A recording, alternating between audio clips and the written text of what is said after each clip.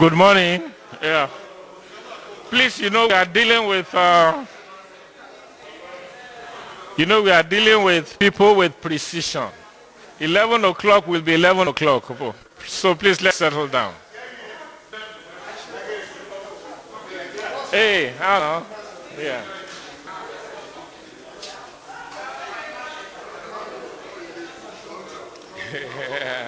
Yeah.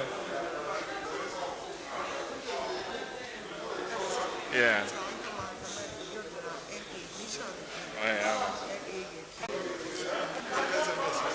That's what I'm saying. Please, let's settle down. We're going to start 11 o'clock dot. Please.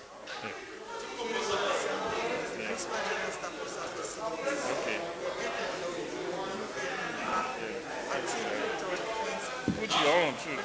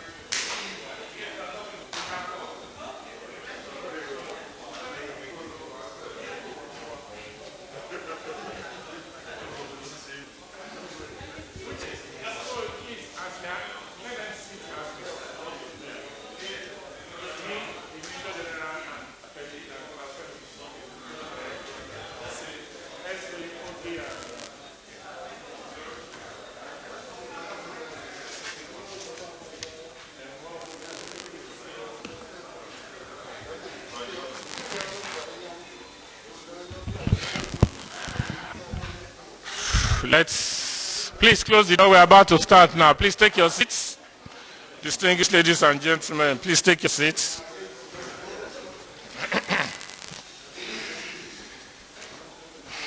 So,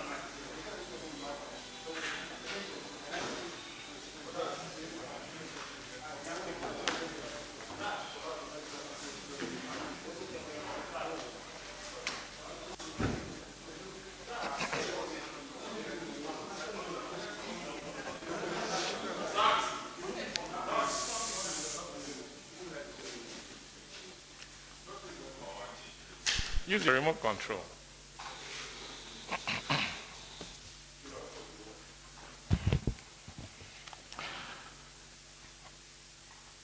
The Chief of Defense Staff, General Lucky Irabor, and his entourage, you're welcome to today's briefing. We are very happy to resume the briefings as coordinated by the Presidential Communication Team after a short break. The security situation in Nigeria has been on the upward tick in recent times. Reports of insurgents surrendering to the might of the military signpost the effectiveness of the operations across some parts of the country. However, we are in the midst of these strides. We are still not where we want to be. The administration of President Muhammadu Buhari continues to back the military with the much needed hardware and logistics support.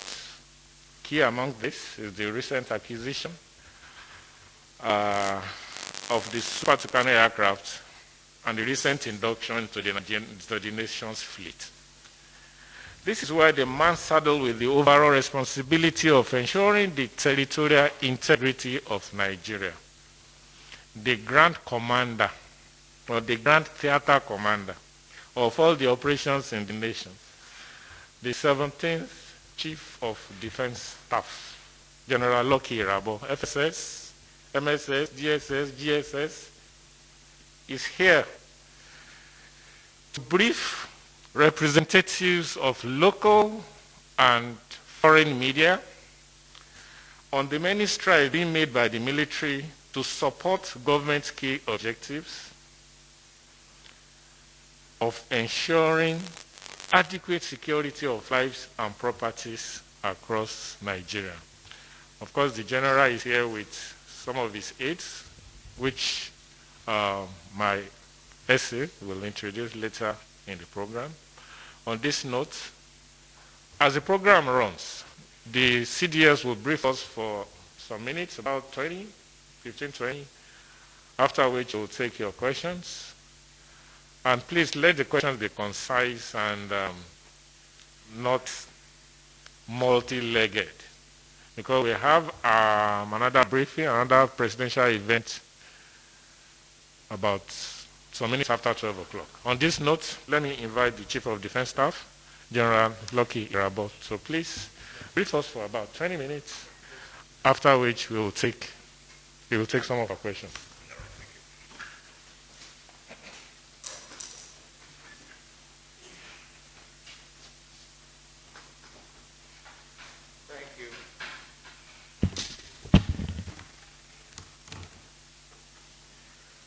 Since we're more than 2 meters apart, perhaps I can take this off. Thank you.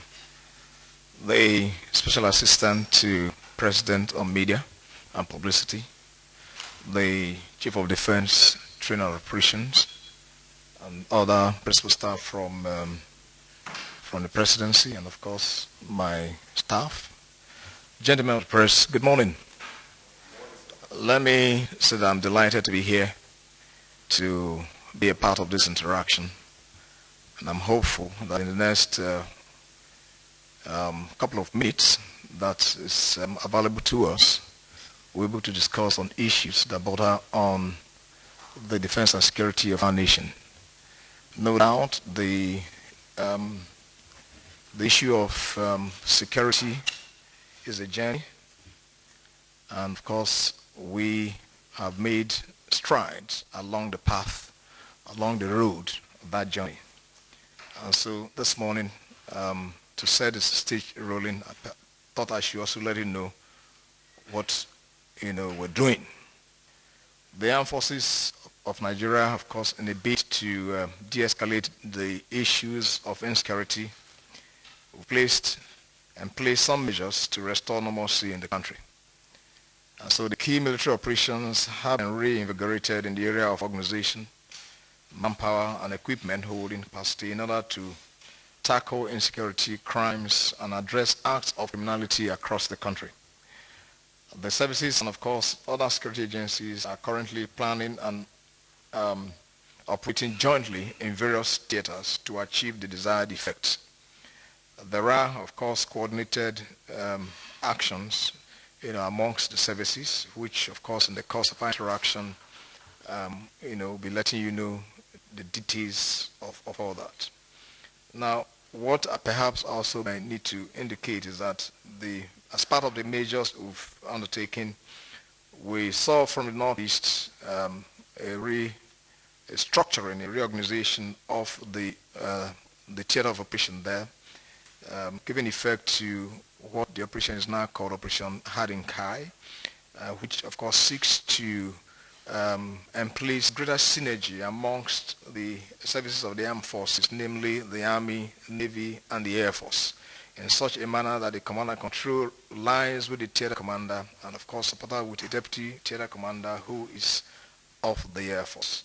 And beyond that, by virtue of the sectorial delineations of the areas of responsibility, each of the commanders have the initiative to ensure that actions that are undertaken within their areas give effect to the overall end state which the theater commander decides.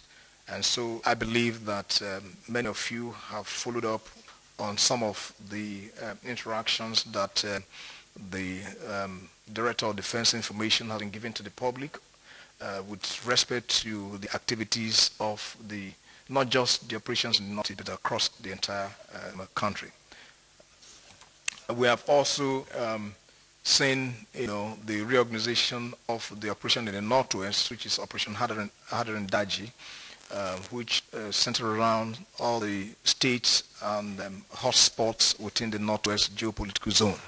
And that operation currently has made a lot of impact, and that's reason perhaps many of you have heard of the shutdown of telecommunications. The whole essence of that is to actually give greater effect to the operational engagement of the troops that are there.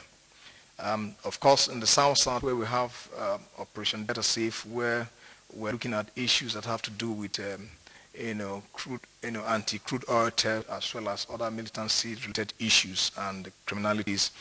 The operation also have been, reshaped in such a manner that it has had greater effect. And I believe for many of you who are keen observers as to the engagements of our troops in that area, you have seen that, of course, there are the issues of piracy and other acts of criminality have ebbed very significantly. But of course, we still have, a few cases of, crude oil theft, which we are working to ensure that we eradicate. And of course, in the Southeast, many of you, perhaps every one of us, we all know the issues of the IPOB, the proscribed IPOB and ESN activities, what they seek to do, separatist agitations in that respect, having to lead up with some form of violence, to which the armed forces and other security agencies are also involved, to ensuring that we bring to an end issues that have to do with violence in that general area. So we have scaled up, of course, our presence, and then also ensuring that those criminal elements amongst them are those that will target. So I believe that if you do have clarifications as we progress, we will share those thoughts. We have also had key leadership engagements with other stakeholders, because we believe that approaches to peace must be both from the kinetic point as well as the non-kinetic. And so to that extent, we recognize that as an internal security operations engagement, we need to have key leaders engagement of critical stakeholders to be able to bring some form of awareness, as it were, and if you like, logic and sense of reasoning to those who will see to have one form of influence or the other within that region. We're not just zeroing in on the Southeast for key leaders engagement. It's across the country, and I believe that many of you will have also followed up some of the visits that I, along with my colleagues and talking about the service chiefs, have had to undertake previously. Then, of course, the engagements of the Armed Forces of Nigeria under the auspices of the Multinational Joint Task Force, which I believe you know of, which is a platform that brings the militaries of the contiguous countries, that is the riparian states of the Lake Chad, for effect to bring in some form of sanity to bear within the Lake Chad region itself, where we've had issues. Then, of course, the MC Eleron touched on the massive surrendering of the Boko Haram terrorists in the Northeast by virtue of the actions that we've been taking. And we believe that that is an achievement. Of course, issues that more or less surround the mass surrendering of those elements, what we're dealing with currently, namely having to see, issues that have to do with disarmament and rehabilitation, demobilization and rehabilitation in that regard. So to that extent, Operation Safe Corridor has been scaled up in so many respects. These and of course several other engagements that we are undertaking. I also believe that I need to also let you know that Issues of defense and security is not just a military-centric affair. It has to involve all stakeholders, all citizens. And to that extent, we have also engaged with a good number of, um, you know, government establishments as well as other non-governmental, establishments, all in the hope to share thoughts and ideas to the end that we have a better and a saner, or if you like, a more secured environment. So this we have also done with both state, many state governors. We have also dealt with a good number of individuals in this regard, and I believe that our engagement in terms of civil military cooperation, civic activities, has been largely intended to ensure that we bring understanding to bear with all the actions that we're undertaking and where it fits into the overall picture as directed by Mr. President. And of course, we have had, some form of security stakeholders fact-finding and reconciliation committee programs across the country, and that, I believe that we will also, if you want more details, that I will share with you in due course. Now, again, the MC touched on the massive support from the federal government regarding our re-equipping program, the re-equipping of the armed forces and, of course, other security agencies. And you know that the issue of the Super Tucano has been largely touched on. I believe that there's nobody in this room that, in my view, who may not be in picture as to the realities. Currently, we have the 12 of them on ground, and we've taken delivery, and we've also deployed them in that sense. Then, of course, a good number of different classes of boats and ships that we've received for the maritime domain. And of course, for the land forces, we've received a good number of equipment, both track and wheel equipment, to which our troops are currently using to be able to bring greater effect to our operational effectiveness across all theaters. And of course, there is continual procurement and of ammunition. You know that ammunition, even though they appear as capital projects, but they are more of recurrent in nature because the expenditure of ammunition is on a continuous basis. So if they engage in operations, you have no reason but to keep expending ammunition. Again, to be able to give effect to our surveillance capacity, the Falcon Eye, which is dedicated to the maritime environment, for us to see even right from Abuja here, we're able to know what happens within our waters. That equipment, of course, has been activated, it's been launched, and this is serving its purpose. This, of course, goes to support the other federal government initiative through NIMASA, the Deep Blue project, which we have also deployed, that has made our engagements in the maritime domain to be to get to the effectiveness level that we also have currently. Now, I thought that this platform will afford me the opportunity to say that, of course, with all modesty, that for the Northeast we have had an improved security, no doubt, essentially, and that's the reason why over 13,000 of the Boko Haram terrorists, along with their families and associates, have surrendered to the troops. It's by virtue of the operational engagement that we've had that has led to all that. And of course, arrest of many pirates and then those that we've been able to pass to other agencies to be able to prosecute them, among several others, which has to do with destruction of illegal refineries, and other structures that have had to, impact negatively on our resources. I'm talking about oil and gas resources. So we've been able to frustrate, the activities of these vendors, and that, of course, has helped us to be able to stabilize the production. And are working in partnership with NNPC and other concerns within the oil and gas sector to be able to improve on the gains in that regard. And then, of course, we also have rescued a number of those who have been rescued in partnership with other security agencies. And I believe that even though, of course, there are more that to be done, I believe that it's a journey, like I said, security is a journey. And so peace is only an outcome of that journey. So the state of peace, as you move along the path, the road to the road of security, then of course the state of peace, is reflective of what that journey is. And then I'm sure many of you have also gotten to understand our presence within the North Central geopolitical zone and the activities we're undertaking using the instrumentality of Operation Wise Stroke, and then of course other internal security engagement that we've had.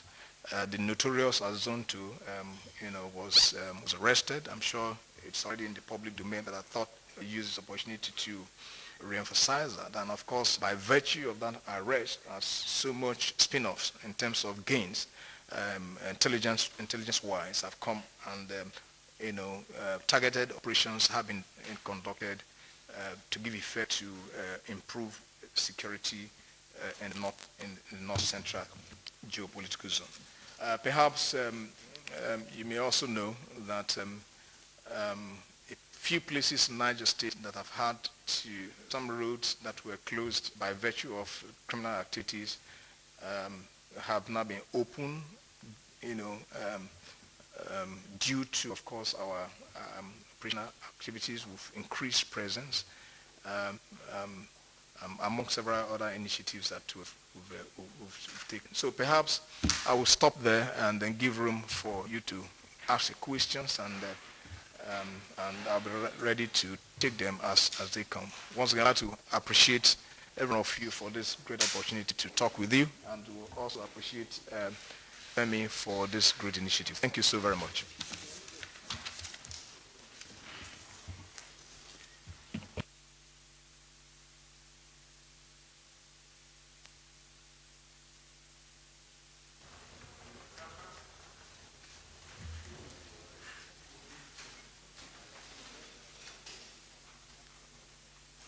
Please, as we said earlier, let your questions be to a point. We don't want multi-leveled questions. Who is firing first?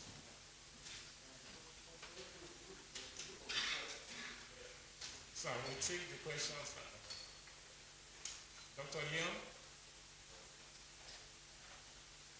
Mr. Ubali, Mr. Felix, and AIT will go first.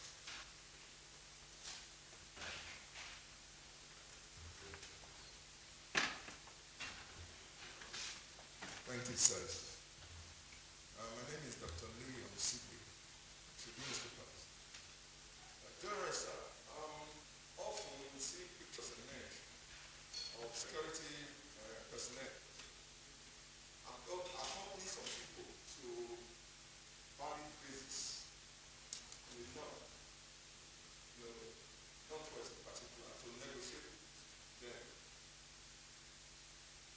And in the northeast, we know there is an ongoing program to rehabilitate the entire Boko Haram. So this has created some sort of perception that there are two rules that apply in the fight against criminalities in the country. Because, like you observe in your opening statement, you have scaled up your activities in the southeast. So I want you to tell us how you correct the perception created by your operation, the different styles of operation in the north and in the southeast. Thank you.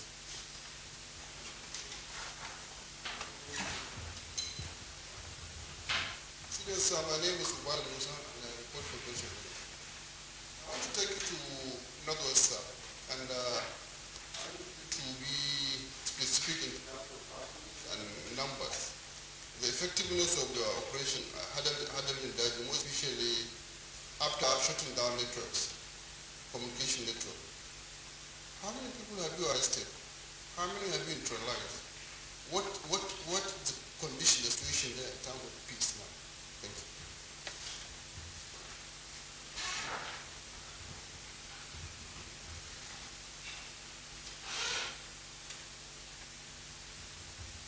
My name is Felix Ono. I write for Reuters. So I would like to know when this communication blackout in the Northwest is going to last. How long is it going to last? And then secondly, you made mention about new equipment. You're just sounding like you have enough. And the question is, do you have enough equipment and resources now to fight the insecurity in the country?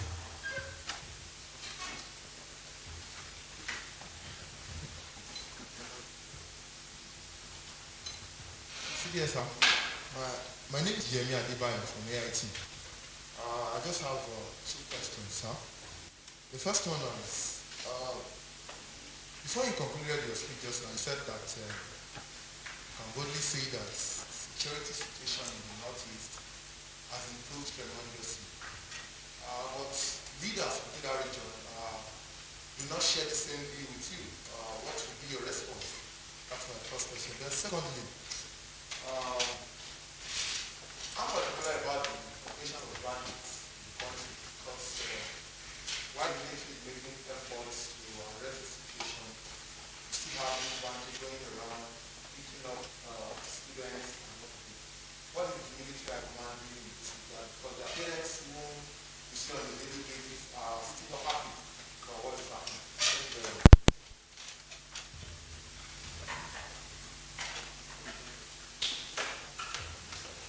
You can answer, sir.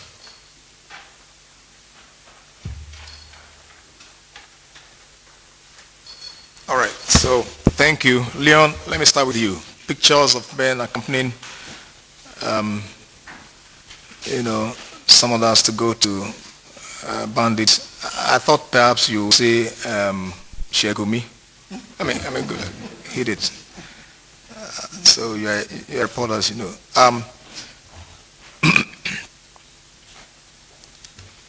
Perceptions, as it is, are perception. I mentioned in my presentation that the issue of defense and security is not only the purview, within the purview of the military. It's actually a citizen-centric domain, implying that everyone, including you, members of the Fourth Estate of the Realm, are also part of it. We do not believe that anyone who should or who intends to play a part should be inhibited from playing the role he wants to play.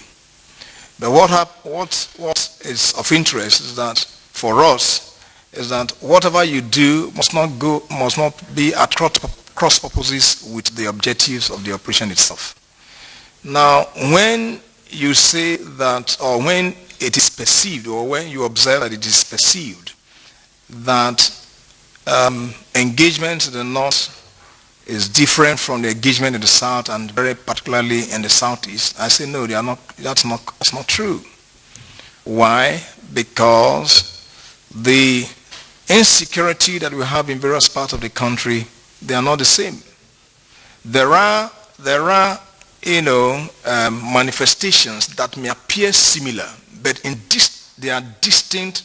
The distinct characteristics of these insecurity issues, they're there. So what you find in the southeast is not the same thing as what you find in the northwest, or even the northeast, or even the north central. And you know that I have been a part of those who have been engaging with key leaders in the southeast who have had those engagements. So if you now say that in the southeast such thing that cannot be correct. What you find with Sheikh Gumi is not working for government. Sheikh Gumi is you know him, is for me as an individual, I may not speak to you whether I share the same views with him. That's not the issue. The point is that he is an individual, he is a person, and he represents a group of people that he thinks that he should use that approach to go to meet with the bandits. For me, my role as a soldier is to address all issues of insecurity. And if anyone thinks that they can try the the shape and form of the armed forces, then of course let him engage in any form of criminality. But we believe that we still want to appeal to the senses of the majority of citizens, for them to understand that crime does not pay, violence does not pay, and so we have greater gains to make using other means to bring your views to government, but not through violence, because violence does not do anyone any good at all. Malami, if talking about numbers, the numbers keep changing in terms of the numbers we've neutralized and the numbers we've arrested since the shutdown. But one correction I'd like to make is this. The shutdown is only in support of military engagements. But it's not that it's the military that determine that the shutdown should be made. But of course, it's in consultation with the military, because it is not our responsibility to shut down these telecommunication services. But you must also understand that government is a whole. So we were only a part of, and of course not just a part, but an instrument of governance. So the military is only an instrument of governance to bring security to bear, which forms as part of the effort of government, being that the primary responsibility of government is to ensure the peace and well-being of every citizen. So we, under that, undertake our operations, activities to be able to show up the other components, government components that also undertaking development, as well as in provisioning of other amenities that aggregates to what you term as governance. So we are responsible for the security content in that regard. So to that extent, looking at the numbers, of course, I did not envisage that you asked me for specific numbers. But let me say that within the period from the last report that I got on Monday, we have neutralized over 450 of the bandits. We've equally arrested well over 600 from our records. And of course, because it's a continuous thing, perhaps when I get back to the office, I believe that those figures would have also changed. And now, perhaps whilst answering that, I'd like to also indicate that the rescue operations that we've conducted that has led to the rescue of many of those who were abducted is also part and parcel of that action. And it's not just limited to Zamfara State. You also know that Operation Harindaji have oversight of Sokoto, Katsina. So the shutdown is only in Katsina, around in Zamfara. But of course, there are overflow that you find in Niger State, as well as even Kaduna, that yours is fine. Okay. Now, Felix, you're asking how long the blackout, in terms of communication, how long will it last? It's not for me to tell you how long it will last, but for as long as it's necessary, we appreciate that it will. But we also appreciate the fact that it has implications for the economy of the region. So that also is kept in context. But what you must understand is that to every policy, to every approach, there are pros and cons. There are benefits, and of course there are also losses that you encounter. It is by having to weigh the losses and then the gains that you'll be able to take a decision. We believe under the current setting, the shutdown has been more of a blessing of some sort. Well, of course, we would have loved that we never had such a situation in the first place. And that's the reason why, each time there are occurrences, there's a feedback mechanism that we inject into our analysis. And so the analysis helps us to be able to come up with what next line of action, taking into consideration the lessons learned from such experiences. Now, whether the equipment is enough, resources certainly can never be enough. If they were, then of course we wouldn't have gone into the problem that we have in the first place. I am only indicating that there have been a massive injection of operational tools into the armed forces by virtue of the resolve of Mr. President. But then I also know from knowledge of higher defense studies that defense management, the economics of it, must be factored, which is that the government, you must not be oblivious of the resource available to government at any time T. And so when you look at the entire spectrum of government requirements and resources available, then of course it stands to reason that under this current setting that we are quite satisfied with what inputs are coming into the armed forces. So that does not imply that it's sufficient. That does not also imply that it's a once-off thing. No, it's a continuous process. And that's why to many of you, you would have also observed that the budget that is under consideration currently at the National Assembly has a very sizable portion of it dedicated to the armed forces, issues of security, defense and security. It's by virtue of the fact that there's a need to upscale our equipment disposition as well as training that has led government to take that decision in that regard. So yes, we're happy with what we've gotten so far, but of course we believe that we'll keep scaling it up as resources become available. Security in the Northeast. Yes, of course, that again, the fact that currently we've not folded up the operation means that all is not well yet. What is essential is to know, what has been and what it is now and where we hope to be. So where we hope to be, we are not there yet. But where we are coming from, of course, is where we are currently is huge, and of course tons and tons of action that more or less beneficial from where we are coming from. It's in that context I see it. Of course, there are many people who are still being dealt with in terms of, and unfortunately, and I feel so sad about it. Some places in the Northeast that are still individuals and even towns and villages that are still experiencing one form of hardship or the other. But that's the way it is. We will, that's the reason why we're still there, we'll continue to do what we're meant to do. So that they do not share, that some may not share it, of course I agree with you, they do not share it. But the greater part of them who understand the issues, of course they applaud the actions we've taken. And you've had very many commentaries in that regard.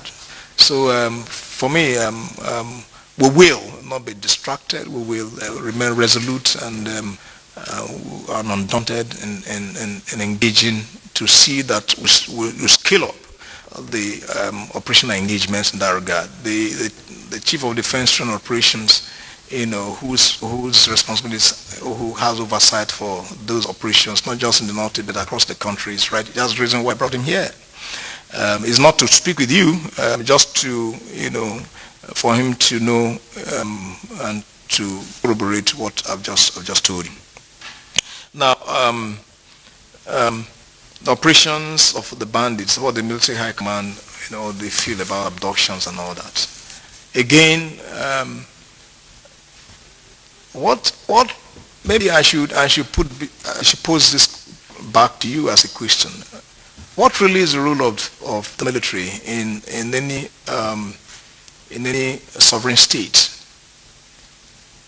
By virtue of our constitution, 1999 Constitution as amended, the military is primarily responsible for the defense of the territorial integrity of our country. Now, of course, Section 217, Section D also recognizes the place for us to support the civil authority when it comes to internal security matters. So it is in that vein that we are engaged in all the operational theaters across the country. And so when the subset of the threat, which in this case is abduction, to which you believe that has now become the responsibility of the military high command, I think that is more or less a misrepresentation of the issues. We, of course, part and parcel of the entire security network that is undertaking measures to offset, the occurrences of abduction and other security threats. But it's not for you to perhaps impute on only the military high command. But what I must also indicate here is that the other agencies, the DSS in particular, and of course the police have been very forthcoming in redressing some of these imbalances. And that's the reason why I have, periodic meetings with the heads of all the security agencies in order to ensure that there is, a synergy in action across the entire space. I believe that you would have also observed that the improvements that have come is something that is heartwarming. But because it's not a 0 point yet, then of course we cannot rest on our oars. So please do understand, as you relate to the rest of the society, that when you are making your analysis, it must be balanced. There has to be some form of equalization of what the responsibilities are. Not because we're looking for who to blame, but we're looking for a solution, how best, with the best approach to be able to get our nation back on course in terms of peace and security. So I just thought I should put that in context. Thank you.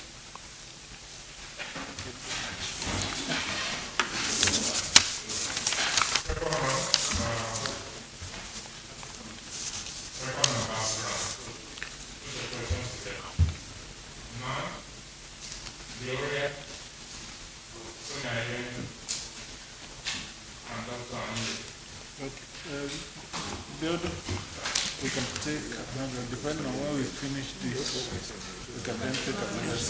Depending on when we finish this. I got it, I know.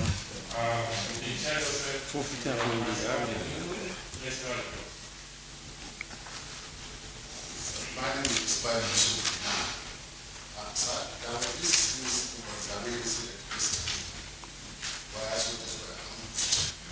And we are prepared for continuing to can you put before the control what happened there? Can we what actually happened? Because some say about 5, some say 10, so this one I'm pushing to it. I think only 2.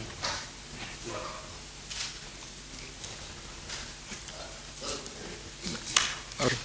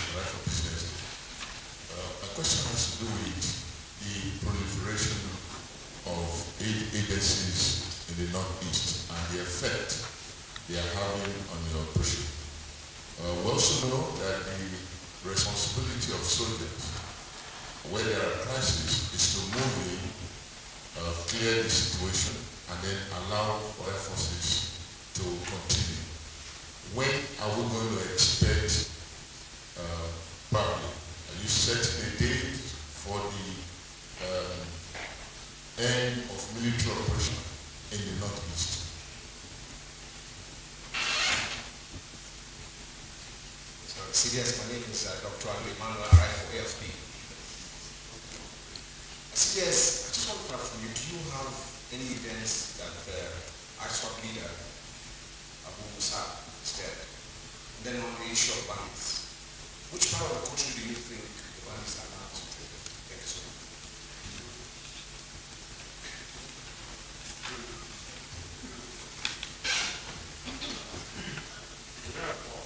Yes, oh, you can respond.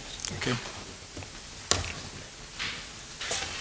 Well, this question is quite interesting. Please forgive me. I like to learn. I learn every day.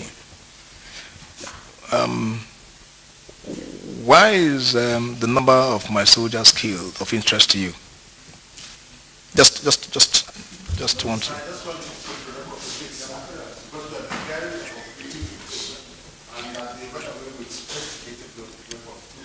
Now, first and foremost.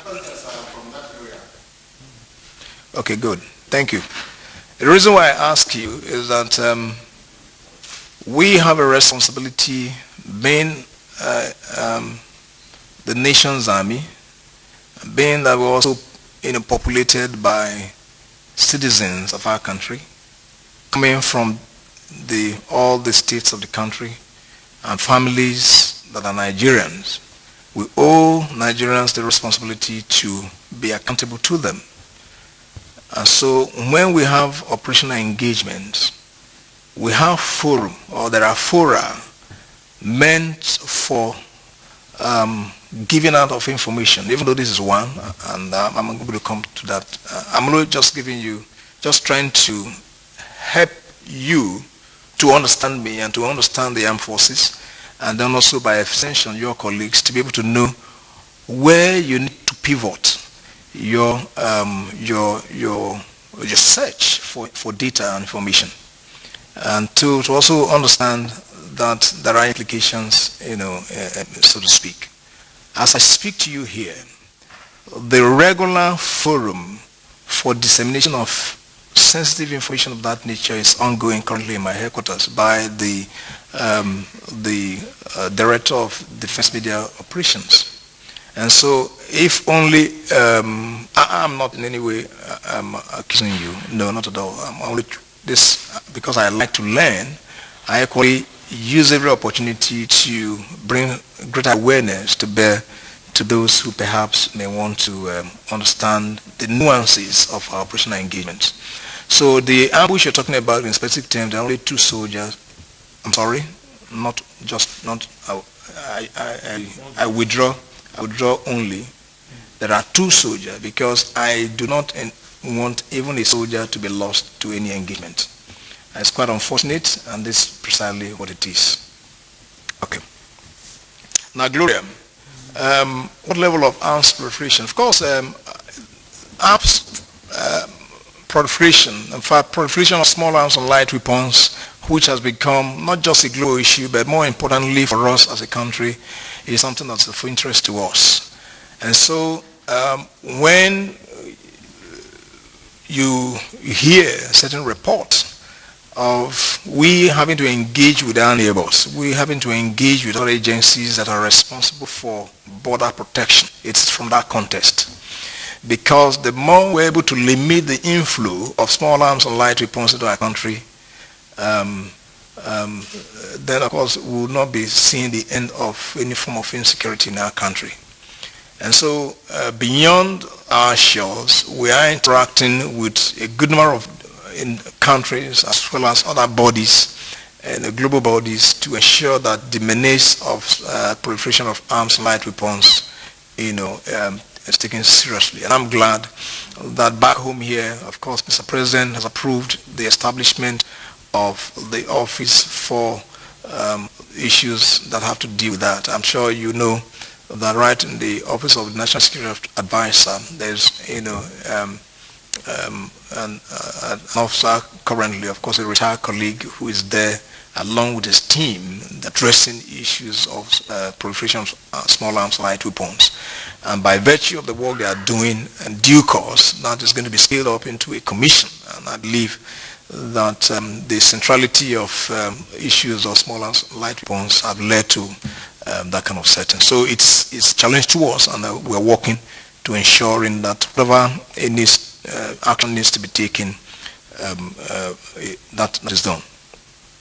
Now, the Super Tucano, when did the 6 arrive? Of course, we expected them to arrive on the 23rd and 24th of September, but of course, in the course of the conveyance of those items, there were issues in terms of weather, and so there was a little delay. So on the 28th of September, we had them all in, the Super Tucanos, so we don't have to go.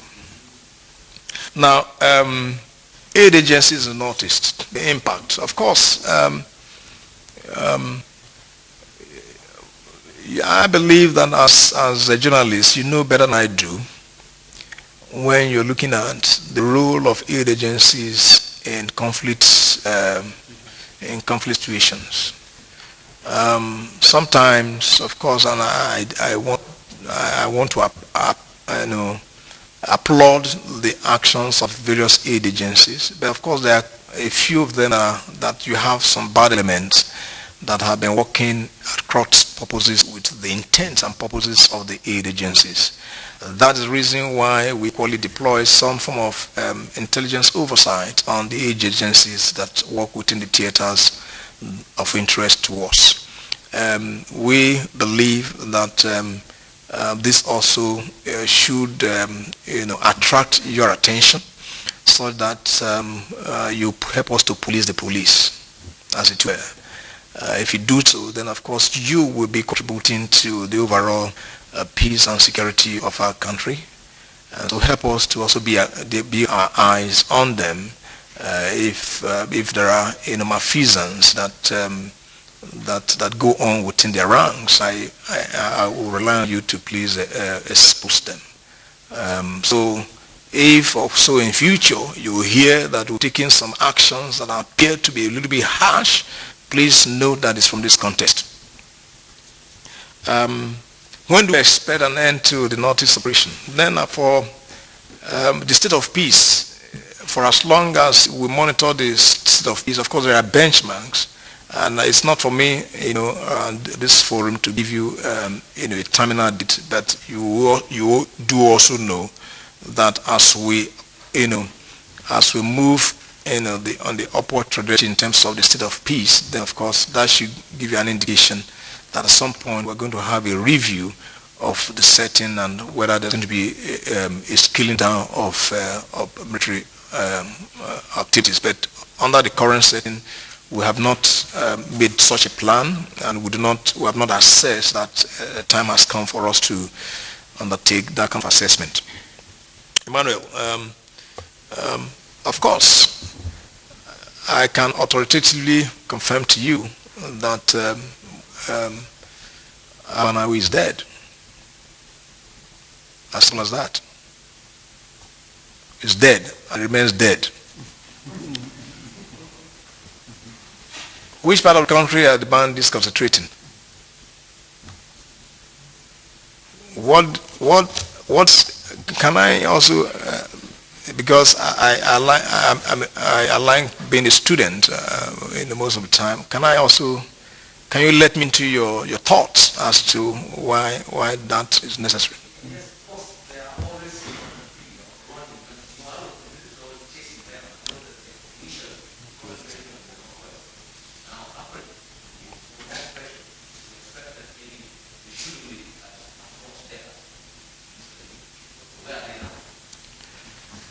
They are essentially where they are, and that's the reason why we are engaged pursuing them. But more seriously, a larger percentage of the bandits remains in the Northwest. Of course, there are a few who are having inroads into the North Central. We are taking actions to ensure that they do not spread beyond the known locations. But may I tell you also that insecurity or threat, as it were, either terrorism, banditry, or any form of criminality, they are not confined to boundaries. And this is the reason why when we speak to issues that have to do with our national security, it's placed in context with our neighbors. Because if all is well at home and all is not well with our neighbors, then of course we can't have peace. So this is the reason why collectivism has become an approach in this regard. And for many of you who may have been very close observers, you will have gotten to know that there are greater interactions that we have with our neighbors, and we do not also want to offset the good neighborly relations that we have. All is because it is from the enlightened self-interest perspective that will do that, because it's more for our good to have such an engagement because of internal security issues than for us not to do that. So bandits locations, they remain largely in the northwest, and we are scaling up operations to ensure that they are essentially addressed. Thank you. Can we take two more questions? Two more. Just two more. Nation.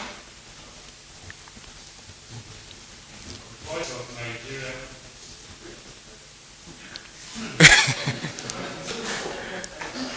Two more, yes. And Ghana. That's still enough. Three. No problem. Okay, quick. Good morning, sir. Bolaji, right?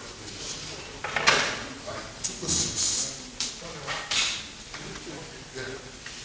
Can you speak louder? Two questions, sir. Number one, there is an alarm that was raised by a regional group. By who? A regional group, one of the groups, social-cultural groups, Okay. that terrorists are massing around Abuja and Niger, and that is dangerous for the security of the country. Anything like that shouldn't be around the capital city. I want to ask you, do you have any such information? Is it true? And if it is true, what are the armed forces doing? And number two, the officers that are being court-martialed, how far, what is the progression? Which court martial? Which one? Which court martial? Yeah, about 57. No, which court martial now? At where? Is northeast or northwest or where? From the northeast. You are not. No, you are not sure. Just, I will give you an opportunity to think through it. You can ask again. Let's go to the next question.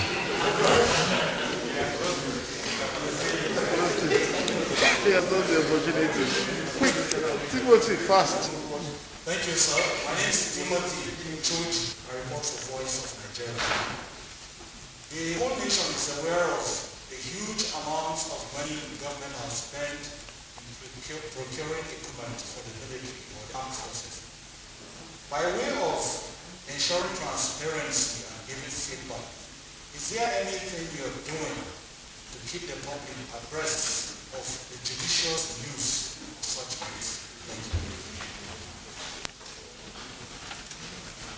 You know, sir, my name is Tony Bakudaka. The name again, sorry? My name is Daka Teiba. Very recently, sir, we have been called by some prominent Nigerians for the re-engagement of former service personnel. Some of them have served other theaters like Sudan, Mali, and Pakistan Peninsula. To engage, to give a help of how to fight against the security problem. However, there's a conflict in the veteran community over security and economic allowances. Many of them have refused, said categorically they don't come because they have been denied denied their security and environment allowances. Because only a session have benefited, particularly those who left in 2017.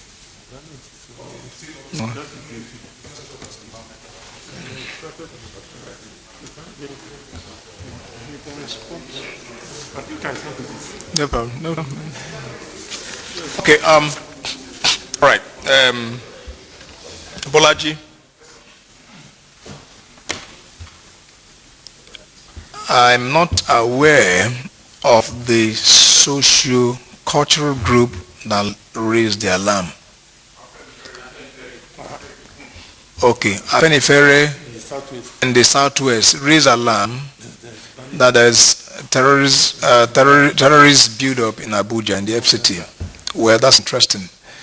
But can I please confirm to you that what we saw was a social media report raising some form of apprehension as to the presence of some, individuals or criminal elements within the presence of the FCT, to which we have taken measures to confirm and or not. And then in our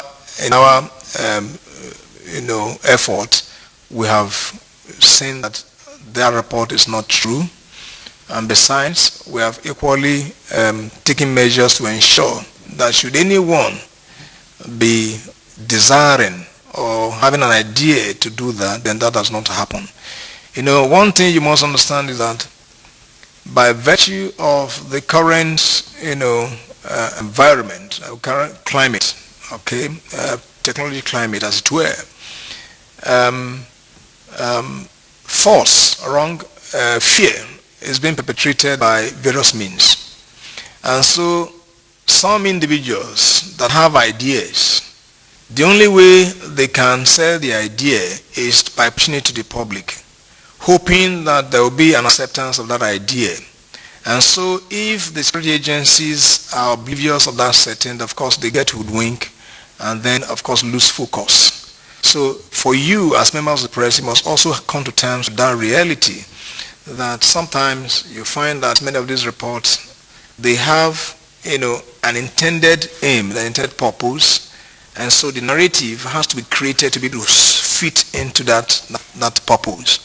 And so this is why sometimes some people have to have a rebuttal, some have to say, look, actually this news is fake, and so on and so forth. But on this matter, it is not true. It's not a true report. Timothy, yes, no doubt about it, that so much money has been spent, or is being spent, and will continue to be spent on military hardware. Look, if you must know, defense and security is expensive and damn very expensive. But you see, there are also things that are much more costlier, indeed, even at greater levels, all right, and multiples, and that is insecurity. So the equipment that is being procured by the federal government, to which every taxpayer has an input, is very essential, and it must be sustained if we must have peace.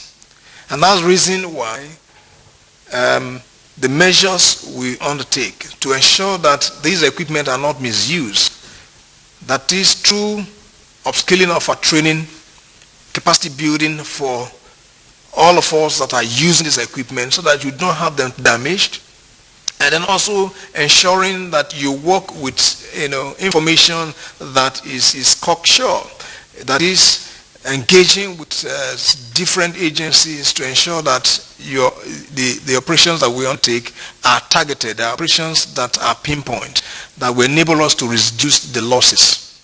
That's all part of the effort that we do to ensure that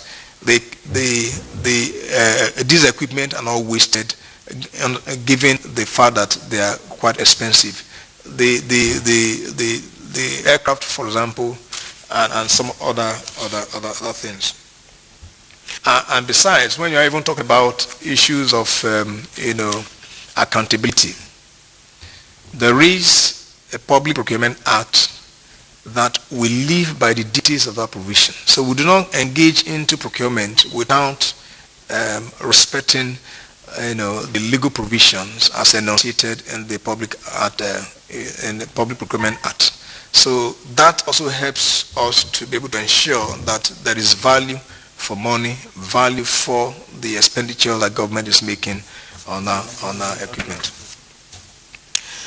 Then, of course, the re-engagement of service personnel, and that I don't know where you see, there are so many things that many of us misinterpret. Some from a position of ignorance. I'm not saying that you are. No, that's what I'm saying. Others from a position of half information or misinformation. Some others are actually, mischief makers, and some, of course, also they are genuine, seekers of truth. Now, on this issue of re-engagement, someone who has served 35 years,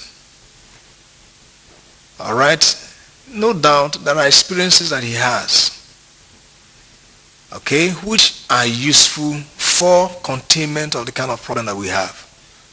But there are things that he cannot also do. The energy of a 25, 30, 40-year-old is not the same for the energy of a 60, 65-year-old. But the wisdom, experience, of course, of the 60, 65-year-old is something to factor. Now, for you, I'm not going to tell you where we are. And of course, we are working with a good number of those of our colleagues, our forebears who have been engaged in various capacities, and they are doing incredibly well. But when you're talking about mass, certainly not the kind of your expectation in terms of mass, no. Rather, we will look for mass, we need, the younger generation, of course. I mean, you also know that those of us serving and senior now, there's a growth process, all right? And so we will also at some point fizzle out, and others will replace us. So life is a continuum, as it were. Okay, so let us, for you who are members of the fourth estate of the realm, who help to bring greater understanding to bear on these matters, please understand the context, so that you don't join those who help to misinform. Please do not engage in such. Now, in specific terms on the security debarment allowance, when there is a policy of government, again, there are those who will gain, and if truly is a gain, and those who will perceive it as a loss. Now, my predecessors, undertake around, they engage in analysis, of the current setting and what is perceived for the future, based on reports of committees that were set in this regard. And eventually recommendations were made, to which the MAFAS would now have it, which of course has the content of the environment allowance, was promulgated, and Mr. President was gracious enough to have it. Yes, of course, there are those who, of course, left service before then. That is life itself. Sometimes when you have, of course, let me bring some form of clarification to bear. The matter is even now being addressed. The Minister of Defense set up a committee to review, and then of course they made certain observations. Those observations have been have been compiled, and then action has been taken. Until that is out, I need you to please understand that it is not because there's security allowance not being paid, and that's why our colleagues are not contributing. No, that's not true. That's not correct. Because many of those who have engaged are even those who have not benefited from that provision. So please, let's get it. Let not individuals who have other motives whisper certain things to you, and then you cling on it, and then that does not represent the majority of our colleagues who have retired, and they are doing well, and they mean well for us. We have had a lot of engagements with them, and they call and to speak to the level of support that they have for us, and encouragement to which has motivated a good number of us. So let not a few individuals who, in my view, may be disgruntled, who perhaps do not serve the purpose, the interest of those of our colleagues who retired, whispering certain things to you, and then now left for you to escalate. Please, let's not engage in that. And I'd like to use the opportunity to thank our colleagues who have retired, who are giving their support in various dimensions to the current engagement. And each time we engage with them, each time they speak to us, what we hear from them is so encouraging. And I think I use this time to salute their courage and to salute them for the service to our great nation which they have. And perhaps, if you also permit me, to use medium to appreciate Mr. President, Commander-in-Chief, for the very focused direction and leadership he's given to us in the armed forces that has enabled us to do what you're doing currently to improve on the lot of defense and security in our country. And to you, members of the press, you've equally done pretty well, and I think I will ask you to please clap for yourself. Thank you. Thank you. Much the CDS, General Leo Irabor. Please, our colleagues, I would like to point out something. While responding to the number of casualties, he said only 2, and then he withdrew that word only. Please, let's note it, that he withdrew it, so that we don't begin to see different kinds of headlines. If he withdrew it, let it stay withdrawn, please. Thank you. Thank you. My duty at this point is to appreciate our guests, appreciate the CDS and his team, which include Major General M.A. Yekini, Chief of Defense Training and Operations, Brigadier General K.O. Osemwege, Principal General Staff Officer to the CDS, Air Commodore W.M. Megida, Acting Director, Defense Information, Mr. Okechukwu Anagbogu, Special Assistant to the CDS on Technical Issues, to also thank our own Colonel Felix Elaita, who is SSAP in the Office of the Chief of Staff, SSAP on Country Risk Assessment, to thank all members of the Presidential Communication Team, dear Oge, Uche, Loretta, Tulu, and every member of the team that is here. Thank you for putting this together well. So every member of the PCT, you are well appreciated. And then to thank members of the State House Press Corps. If we put this together and we refuse to come, who will the CDS address? So thank you for coming, and thank you for representing everything he has said very well. Hope to see you again some other time. Thank you, CDS. Thank you so much. Thank you. Okay, so